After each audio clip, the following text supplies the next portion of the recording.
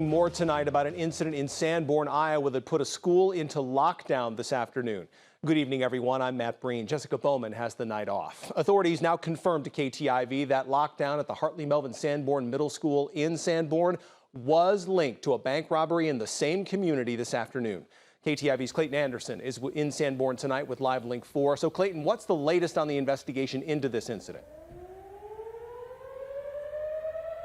Yeah, the latest on the investigation is we still need to hear from the sheriff's office, and that's kind of where we're at right now. What we do know is that behind me, this bank, the Sanborn Savings Bank, was robbed at around 1 o'clock. Following at 1:15, which you said was related there, the middle school down the street, Hartley Melvin Sanborn, did go on lockdown. When they went on lockdown, because of the situation that happened here, but then when it was claimed to not be a threat, they returned to normal business.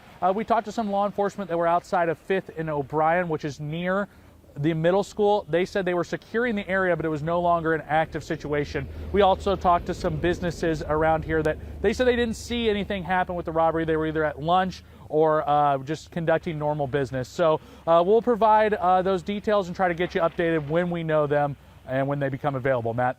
KTIV's Clayton Anderson live for us in Sanborn, Iowa. Clayton, thank you.